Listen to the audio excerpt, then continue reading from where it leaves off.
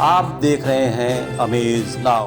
की मृत्यु नहीं हुई है, सच कहें उनको मोक्ष मिला है।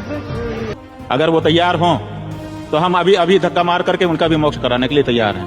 अगर वो कहते हैं कि मोक्ष हो गया। जो बड़ी से बड़ी संख्या में श्रद्धालुओं को महाकुंभ में बुला रहे थे, निकलो बाहर। तमाम अव्यवस्थाओं के बीच मचे भगदड़ के कारण जहां कई जाने गई, तमाम लोग आज भी हद से हुए हैं, डरे हुए हैं और कुछ अस्पताल में हैं। इन सब के बावजूद तमाम हिंदुस्तानी इसे एक त्रासदी यानी आपदा मानते हैं, तो कुछ उन जिम्मेदारों पर अब तक कोई आंच न आने को लेकर असंतुष्ट हैं। इसी बीच बागेश्वर सरकार धीरेन्द्र शास्त्री का एक वक्तव्य आया जो निराश लोगों को ढाढ़स बंधाने के लिए था। पंडित धीरेन्द्र कृष्ण शास्त्री ने कहा कि भला गंगा तट पर किसी की मौत होती है क्या, और जिन लोगों की लोग मौत बता रहे हैं सही मायने में उन्हें सीधे मोक्ष प्राप्त हुआ है। आइए देखते हैं बाबा धीरेन्द्र शास्त्री को। अभी आज हम कमेंट पढ़ रहे थे, हमको बहुत लोगों ने फोन भी किया। कुछ हमारे मित्र हैं कम्युनिस्ट बुद्धि के, वो हमसे जुड़े हुए हैं और हमें फोन लगा के कह रहे थे अब बाबा आप क्या कहोगे, पर्ची खोलोगे? तो हमने कहा बिल्कुल खोलेंगे। वो हमारे मित्र हैं, बहुत अच्छे मित्र हैं। उन्होंने कहा कि इतने महात्मा, इतने साधु, इतने जपी, इतने तपी, फिर भी इस घटना पर आपका क्या विचार है? हमने कहा देश में प्रतिदिन लोग मर रहे हैं और करोड़ों लोग मर रहे हैं। कुछ दवा के बिना मर रहे हैं और कुछ स्वास्थ्य की व्यवस्था के बिना मर रहे हैं, कुछ हार्ट अटैक से मर रहे हैं। निश्चित रूप से ये जो घटना हुई वो निंदनीय हुई है और बहुत विचित्र हुई है। पर एक बात बोलें, ये महाप्रयाग है, मृत्यु सबकी आनी है, एक दिन मरना सबको है। पर कोई गंगा के किनारे मरेगा तो वो मरेगा नहीं, मोक्ष पाएगा। यहां मरे नहीं है कोई। हाँ ये है कि असमय चले गए तो दुख है, पर जाना तो सबको है। ये बात तय है कि कोई 20 साल बाद जाएगा, कोई 30 साल बाद जाएगा। हमें भी जाना, तुम्हें भी जाना। वो असमय चले गए तो इस बात का दुख है, लेकिन उनकी मृत्यु नहीं हुई है, सच कहें उनको मोक्ष मिला है। समय समय पर सरकारी वक्तव्य और ऐसे बाबाओं के वक्तव्य पर करारी चोट करने वाली लोक काव्य नेत्री नेहा सिंह राठौर ने क्या कहा, आप देखिए। नेहा सिंह राठौर ने पंडित धीरेन्द्र कृष्ण शास्त्री के वक्तव्यों से उन्हें ही कटघरे में खड़ा कर दिया है। कहाँ छिपे हैं वो सरकारी कलाकार और सरकारी बाबा जो बड़ी से बड़ी संख्या में श्रद्धालुओं को महाकुंभ में बुला रहे थे? निकलो बाहर। जो कुंभ नहीं आएगा वो देशद्रोही हो जाएगा, यही बोल रहे थे ना। भगदड़ के बाद से ये कहने लगे हैं कि यहाँ मरने वाले भाग्यशाली हैं क्योंकि उन्हें मोक्ष मिल गया। अरे इतना ही मोक्ष मिल रहा था तो खुद क्यों नहीं कूद पड़े भगदड़ में? खुद तो सरकारी काफिले के साथ कुंभ नहाने आएंगे और आम जनता को भीड़ के हवाले कर देंगे। बाकी ताजी खबर यह है कि माननीय प्रधानमंत्री मोदी जी ने महाकुंभ आने का प्लान कैंसिल कर दिया है। तो क्या अब धीरेन्द्र शास्त्री के मुताबिक मोदी जी भी देशभक्त नहीं रहे? इन नीच और धूर्त लोगों ने भोले भाले देशवासियों की कोमल भावनाओं का दोहन किया है, उन्हें इमोशनली ब्लैकमेल किया और उन्हें भीड़ में बुलाकर छोड़ दिया। अरे यही लोग असली जिम्मेदार हैं भगदड़ के लिए, और सबसे पहले इन सरकारी बाबाओं और सरकारी दलाल कलाकारों पर FIR दर्ज। इससे भी ज्यादा आक्रामक तो शंकराचार्य अभिमुक्तेश्वरानंद दिखे, जिन्होंने मोक्ष वाले स्टेटमेंट पर फिर से उन्हें घेरते हुए कहा यदि वह मोक्ष के लिए तैयार हैं तो हम भी धक्का मारने के लिए तैयार हैं। अगर वो तैयार हों तो हम अभी धक्का मार करके उनका भी मोक्ष कराने के लिए तैयार हैं। अगर वो कहते हैं कि मोक्ष हो गया, देखिए किसका मोक्ष हो गया किसका नहीं हो गया अलग बात है। इस तरह से पैरों के नीचे कुचल करके दम घुट करके जो बच्चे, जो महिलाएं, जो माताएं, हमारी बहनें और जो भाई, जो वृद्ध मरे हैं, मोक्ष हो गया है, ये बहुत सरल है कह देना। इनमें से कोई तैयार हों, कृपा करके पधारें, घोषणा करें कि मेरा भी मोक्ष करा दीजिए।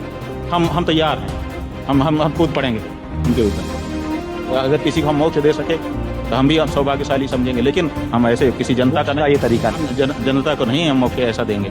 हम कहते हैं कि शरीर माध्यम खलु धर्म साधनम, हमारा धर्म कहता है शरीर धर्म का प्रथम साधन है, इसलिए इसकी हर तरह से रक्षा करो।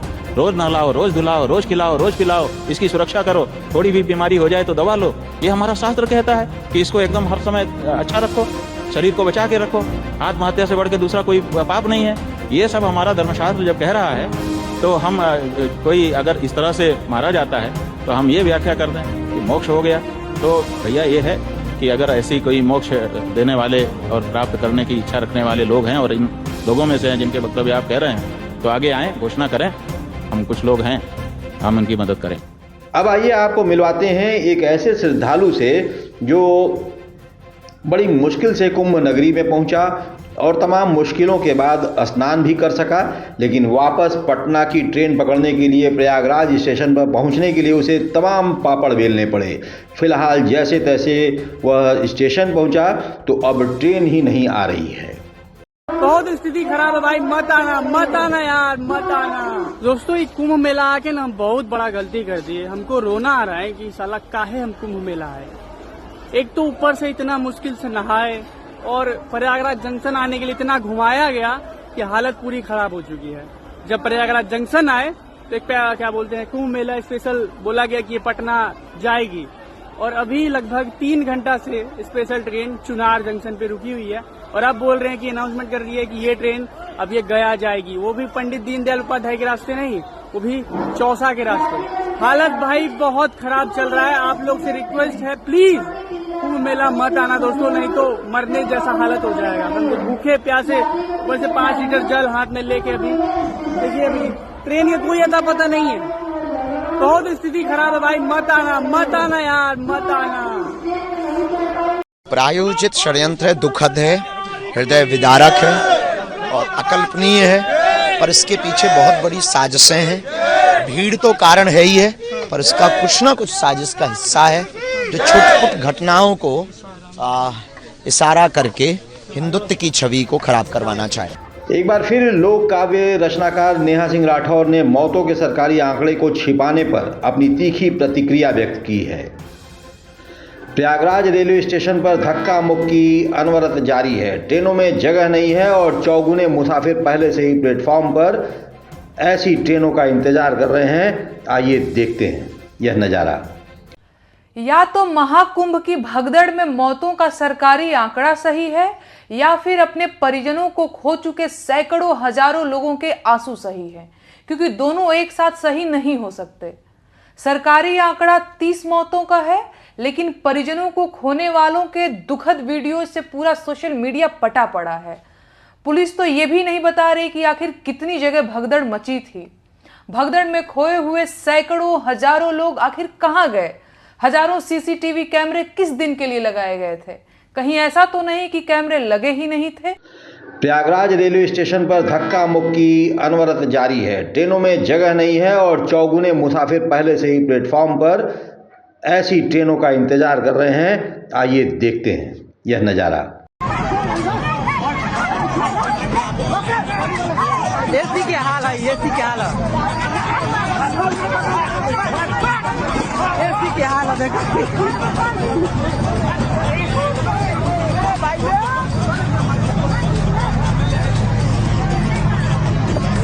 छोड़ दो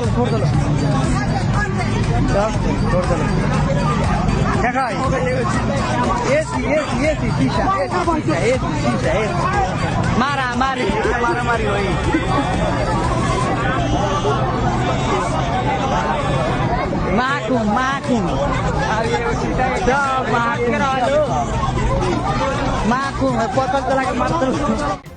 महाकुंभ मेले में आने वाले श्रद्धालुओं का स्वागत जहां हेलीकॉप्टर से गुलाब की पंखुड़ियां बिखेर कर की गई, वहीं भगदड़ में अपना जीवन समाप्त कर चुके लोगों को अस्पताल पहुंचाने के लिए एम्बुलेंस भी मैसर नहीं था। देश के सबसे बड़े तथा कथित हाईटेक मेले में परिजनों को डेथ सर्टिफिकेट के रूप में हाथ से लिखी हुई पर्चियों के माध्यम से दी गई। दूसरे शाही स्नान में 10 लाख श्रद्धालुओं को गंगा में डुबकी लगाने का आंकड़ा तो पहले से तैयार था, लेकिन मौतों का आंकड़ा बताने में पूरा 1 दिन लग गया और आज भी आंकड़ा 40 से ऊपर नहीं जा सका है। बड़ी हास्यास्पद स्थिति है। घटना के 1 सप्ताह बीत रहे हैं, लेकिन अभी तक इस भयावह घटना की जिम्मेदारी न तो तय हो सकी है और न ही कोई भी अदना अधिकारी इसके लिए दोषी करार दिया गया। प्रत्यक्षदर्शी बताते हैं भगदड़ की घटना एक ही समय में 1 से अधिक जगहों पर हुई। यह सवाल भी यक्ष प्रश्न बना हुआ है। बने रहिए अमेज नाउ के साथ। आप देख रहे हैं अमेज नाउ।